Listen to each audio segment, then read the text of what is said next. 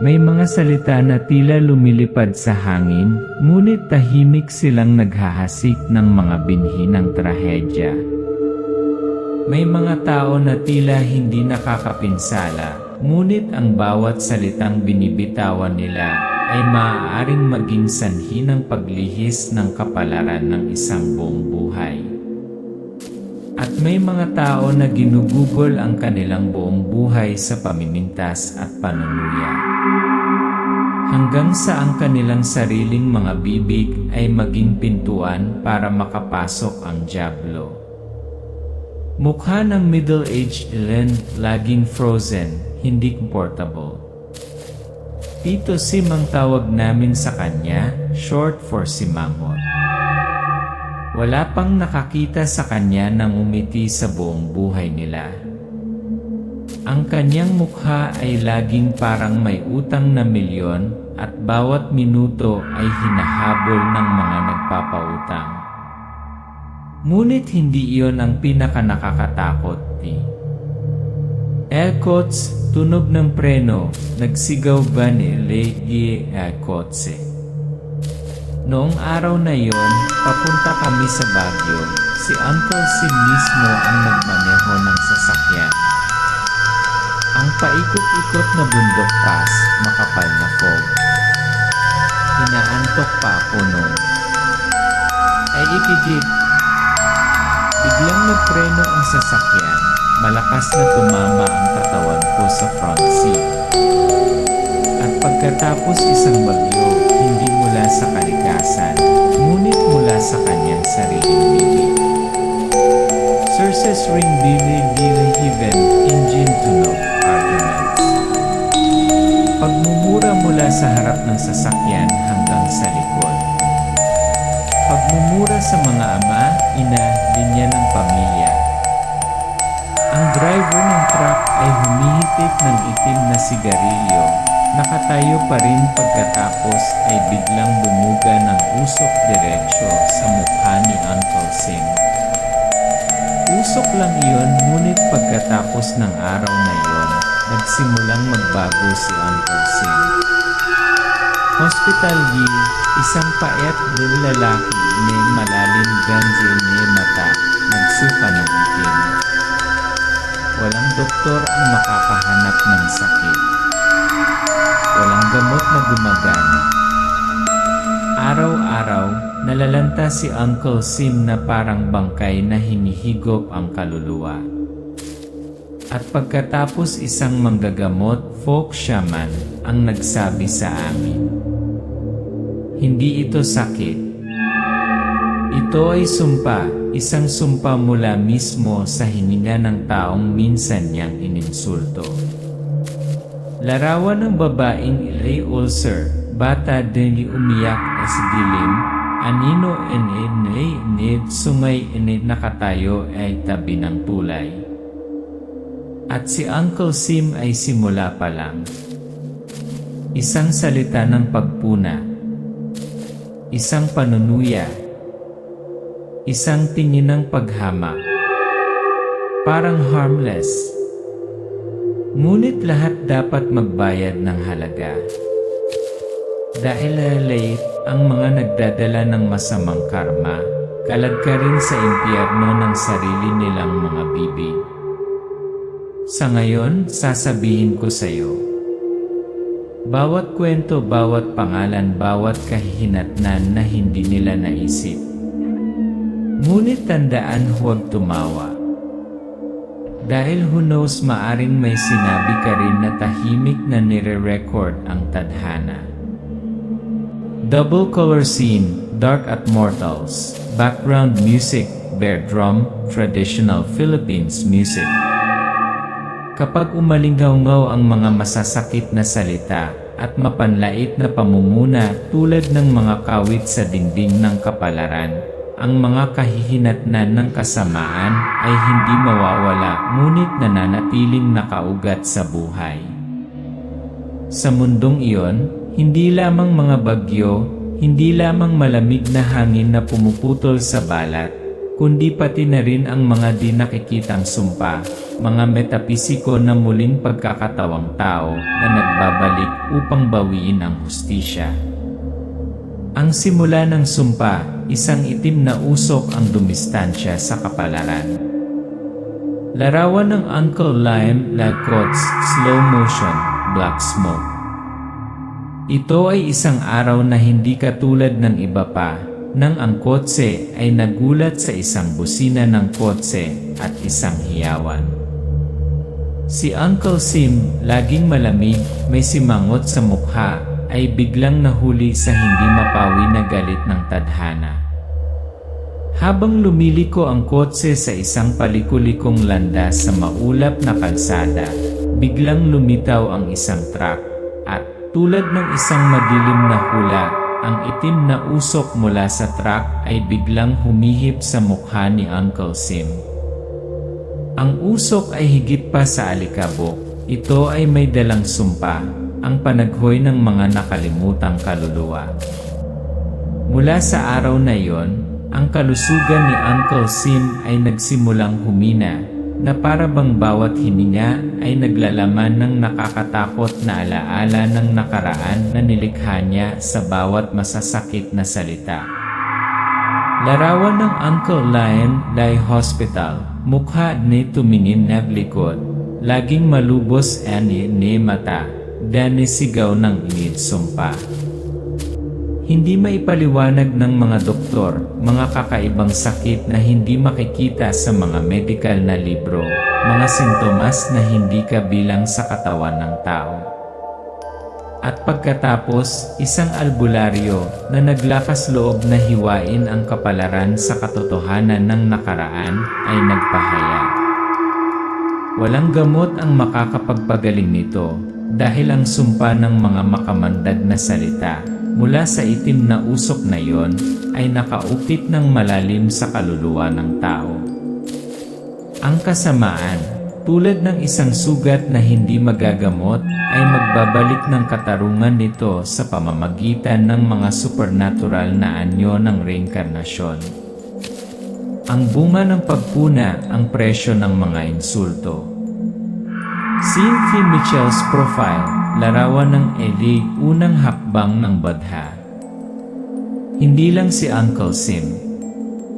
Si Michelle, sa kanyang matalas na dila, hindi natatakot na gumamit ng mga mapanglait na salita upang husgahan ang iba, kailangan din magbayad sa kanya. Ang kanyang karera, ang kanyang buhay, ay tila patungo sa isang hindi kanais-nais na landas. Nang ipanganak ang anak ni Michelle, walang bumati sa kanya, ngunit sa halip, ang bata ay nagdala ng mga nagbabantang palatandaan, tulad ng mga peklat ng kapalaran. Ang walang laman na mga mata na humahantong sa malamig na hangin ng isang hindi maiiwasang sumpa. Balitang-balita na, mula sa mga bastos na salita, ang bata ay ginantimpalaan na para bang ang kasamaan ng ina ay napalitan ng isang sumpa para sa kanyang anak. Image Michelle confronting a bata, puti din de eksena, nilay mali ay bata. Sa bawat hakbang ng kanyang buhay, naramdaman ni Michelle ang lamig na gumagapang mula sa kung saan, isang madilim na aura, tulad ng bulong ng mga hindi nasisiyahang espiritu, na nagpapaalala sa kanya na ang kanyang kalupitan ay hindi maaaring malantad ng walang kahihinatnan. Linda, ang presyo ng pagmamalaki at panghahamak. Larawan na Linda, yay bawat nasunog ni kamay, galit ni mukha, mainit ni kalye ay bayan. Tapos na riyan si Linda, ang laging minamaliit ang mahihirap, marunong manlait ng mga bato, minamaliit ang mga walang tirahan. Isang araw, pagkatapos ng walang awang batuhin ang isang pulubi, nagsimulang makaranas ng matinding sakit si Linda. Ang mga sugat ay hindi lamang sa kanyang balat, pati na rin ang kanyang kaluluwa ay tila nadudurog sa bawat sugat. Ang mga sugat ay kumalat, tulad ng paghiganti ng tadhana para sa matatalas na salita, alien actions, na nagpapaalala sa pakiramdam na pinarusahan ng kulam black magic sa Philippine folklore. Interview with cultural expert, explanation, Albulario, Nuno at Punso. Ayon sa isang folklorist, ang mga fenomena na ito ay hindi lamang isolated nightmares. Sa kulturang Pilipino, laging nakikialam ang albularyo, ang tradisyonal na gamot, at ang nuno sa punso, ang diwa ng kalikasan kapag nasira ang balanse ng sanhi at bunga. Ang kulam ay hindi lamang magic, ngunit isang paalala na ang maling gawain ay makakahanap ng paraan upang bumalik. Ito ay isang hindi nakikitang ikot ng kapalaran na hindi matatakasan kahit na sa pamamagitan ng pagtakas sa mga batas ng tao. Bawat mapanirang salita, bawat malupit na kilos ay naghahasik ng mga binhi ng hindi maibabalik na tadhana. Hindi sa korte ng katarungan ng tao, ngunit sa hindi nakikitang siklo ng reinkarnasyon, ang kasamaan ay laging nakakahanap ng daan pabalik. Teosim, Michelle, at Linda, tatlong simbolo ng pagmamataas at paghamak, bawat isa sa kanila ay pinarusahan ng kapalaran sa kanilang sariling paraan. Bilang babalana, ang masasamang salita at kilos ay laging may kabayaran, anuman ang metapisiko na paraan. Panel view, tumaas gani traditional Philippines music, nagbabago din di eksena mula malalim hanggang invitational light. Sa mundong ito, walang aksidente.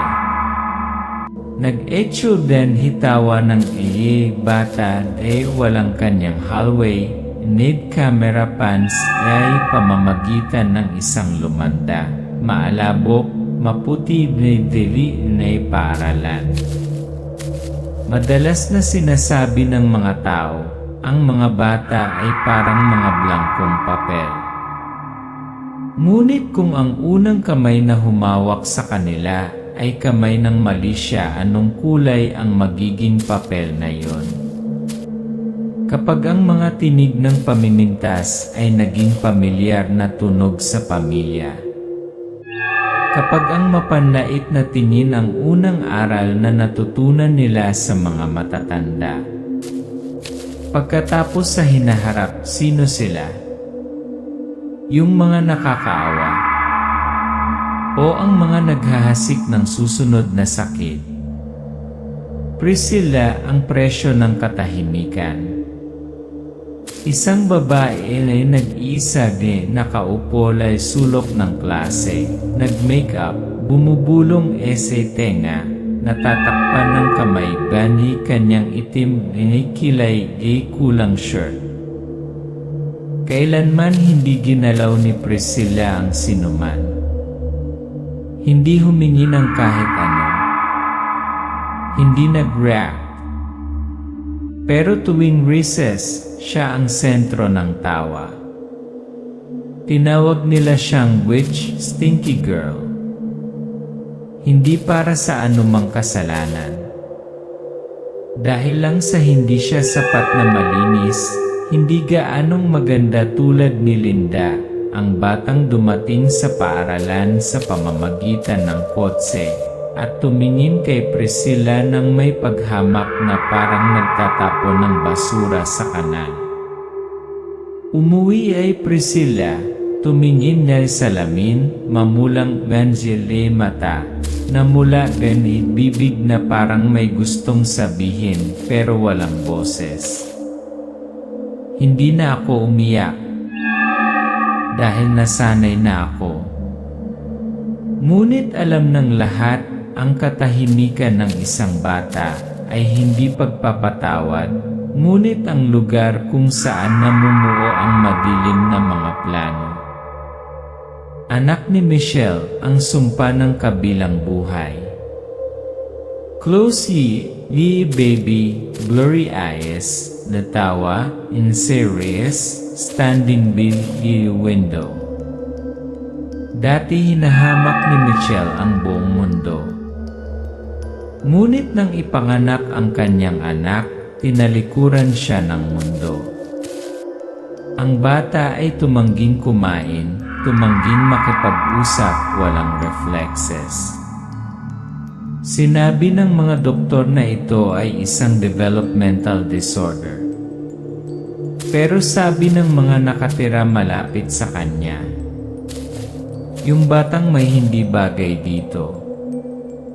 Gabi, tatayo din sanggol ay bathroom, diretsong tumitidal sa lamin, ni musician, kakaibang wika. Sabi nila gabi-gabi, kapag natutulog si Michelle, umuupo ang bata, bumubulong ng hindi maintindihang tunog, hindi sa Tagalog, hindi sa English.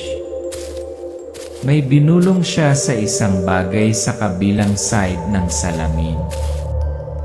Ethan, ang huling biktima o ang gatekeeper ng hustisya. American High School Yard ay Ethan, Denny Native American Yuri. Subok ay pagsuot ng kakaibang damit, pagsuot ng natibong kultas. Ethan, ang batang katutubong Amerikano, hindi katulad ng iba. Natahimik siya, hindi lumalaban ng si Mark at Eric, ang dalawang coolest na estudyante sa paaralan, ay itulak, inagaw ang kanyang kwintas, tinawag siyang wild boy. Pero isang araw, hindi pumasok si Ethan sa klase. Soccer match, as a Mark din ay tumakbo, lay walang pangkat. Lumipad yag kanyang mukha di isang invisible na bola, bitik, blood guts. Nahulog si Mark. Ang bakod na lambat ay napunit na parang sa pamamagitan ng mga kuko. Sa kanyang mukha ay isang sugat malalim na parang kuko ng ligaw na hayop. Pagkatapos ay nahulog si Eric sa hagdan, nabali ang kanyang gulugod. Walang nakakita kung sino ang tumulak sa kanya. Pero makikita sa sisi sa likod ni Eric, may malabong figura nakasuot ng tribal necklace. Ilri mukha ng ili bata, inri iyak, inri tumawa, inri tahimik. Magiging ano ang mga batang lumaki sa kalupitan? Ulitin ng ilan. Ang ilan ay magtitiis. At ang ilan ay maghihiganti. Ngunit ang pinaka nakakatakot ay mabilis silang matuto. At kapag natuto silang manakit ng iba, hindi na nila kakailanganin ang sinumang magtuturo sa kanila muli. Larawan inay Priscilla nakaupo lay ilalim ng puno, nagbasa ng libro, laglikod niya isang anino, yanhi anino ng isang babae na nagpapakamatay. Ang mga kaluluwa ng mga bata na hindi gumaling hindi kailanman umalis. Nanatili silang sa silid-aralan, sa hallway, sa salamin, sa mata ng ibang mga bata. Huwag mong tanungin kung bakit malupit ang isang bata. Itanong, sino ang gumawa ng halimbawa sa kanya? Ang pasyente, isang batang babae na nagsusuka ng buhok tuwing umaga, walang sugat sa kanyang katawan, ngunit payat at putol-putol ang buhok. Bawat pagsubok ay bumalik normal. Ngunit ang kanyang katawan ay unti-unting nawawala. Dinala ng nanay Benzi babae para makita lahay albularyo, bulag enzi matandang lalaki ay kanyang kaliwang mata, hawak din isang bigat ni kawayan. wala siyang tinatanong. Naamoy lang ang hininga ng babae at sinabing, may humipo sa kanya na hindi tao. Something that wasn't human touched at me. After really absorption, tumigil Vandy paglalabas ng buhok, unti-unting bumabawi ang katawan, pero hindi Ryan maalala ng babae Denzi nakaraang 3 linggo. Para sa doktor, ito ay isang hindi maipaliwanag na himala. Para sa albularyo, ito ay sinaunang lohika na nakalimutan ng mga tao. Ang espiritu sa salamin, nakilala ng isang siyentipiko ang mga katutubong paniniwala. American psychologist nagtatala ng indigenous interview tungkol lay hinto ag salamin TV spirit land give mirror. Naniniwala si Professor Derek mula sa New York University na ang lahat ng takot ay maipaliwanag ng neurochemistry. Hanggang sa nakita niya ito sa mismong lab niya.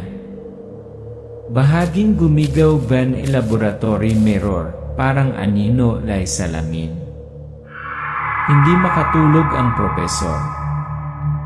Sinimulan niyang makita na ang refleksyon ay hindi tumutugma sa kanyang mga galaw.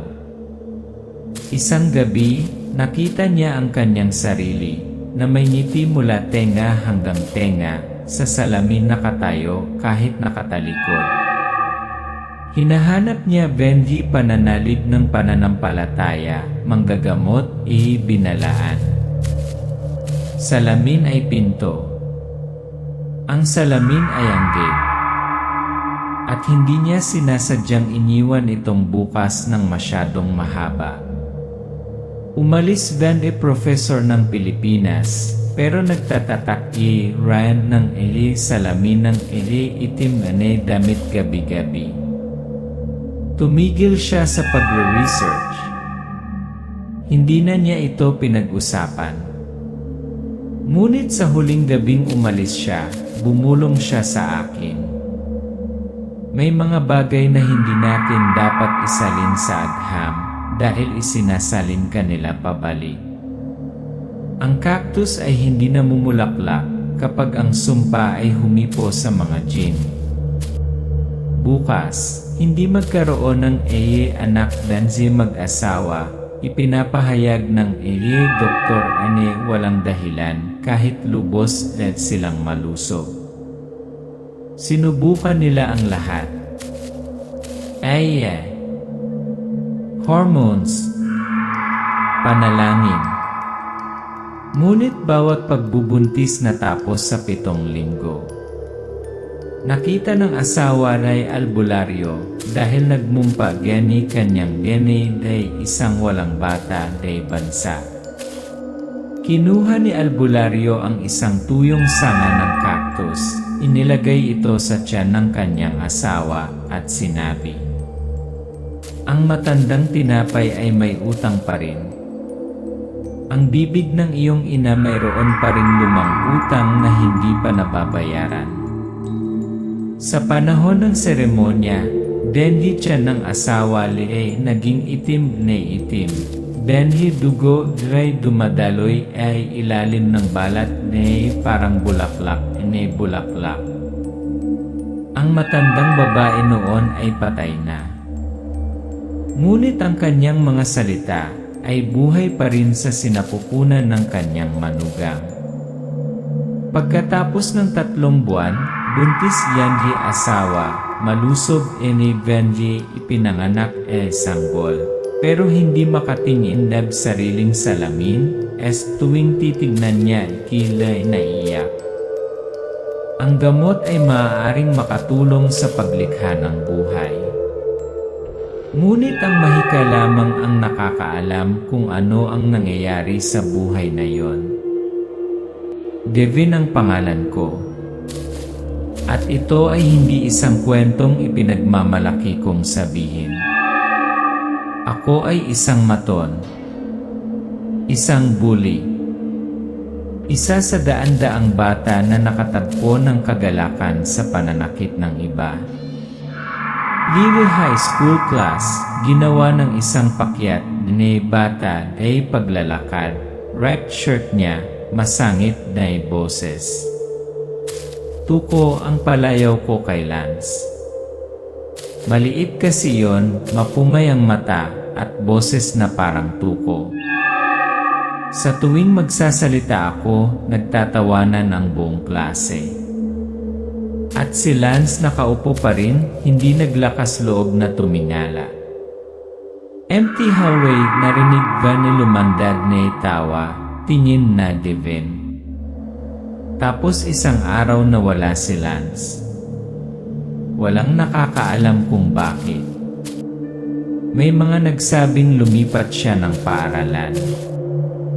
Ang ilan ay nagsabi na siya ay may malubhang karamdaman. Pero noong gabing iyon, nakita ko siya nakatayo sa gitna ng hallway. Puno ng dugo ang mukha niya. Napunit ang kanyang damit. Nalaglag ang isang mata sa butas nito. At tinuro niya ako. Walang hiyawan. Isang bulong lang, ikaw ang dahilan. Devin pumunta ay simbahan. Nagsisindi ng kandila, nakaupo ng katahimikan, tunog ng ulan iniri bahay ay bubo. Wala akong sinabi kahit kanino. Pero nagbago ako. Hindi ko na pinaglaruan ang sakit ng ibang tao. Nagsorry ako sa lahat ng taong nasaktan ko sa pag-ibig, kahit na wala na sila rito para marinig. Yearly survivors, nagturo ay Priscilla ng kindness classes. Tahimik na nagbasa ng meditation, Michelle. Pinutol na Linda Bene buhok ay naging nurse. Ang ilang mga tao ay gumagawa ng mga pagbabago sa pamamagitan ng pamumuhay ng iba. May mga taong nananatiling tahimik sa buong buhay nila. May mga taong nananatiling bitter, iniisip na wala silang ginawang mali. Sabi nila words don't kill. Pero nakita ko na. Kaya nilang pumatay ng mga tao sa kanilang sarili. O mag-iwan ng sugat na napakalalim, hindi maghihilom ang kanilang kaluluwa. Isang estranghero ay nakatayo sa harap ng isang salamin, ilaw na kumikislap. Siya ay nagmumuni-muni ng isang bagay na kakilakilabot. Ang hininga ay bumubulusok sa salamin, at pagkatapos ay sa ibabaw nito ay nagsimulang lumitaw isa pang mukha. Distorted. Mumisi. Hindi sa kanya. Pero tumingin ulit sa kanya. Huwag isipin ang mga salita bilang mga tunog lamang.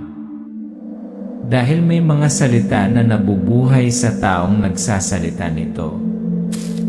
At may mga salamin na hindi sumasalamin sa mga larawan. Pero magmuni-muni karma. Elil salita ay makapagpagaling. O buksan yan late pinto at impyerno.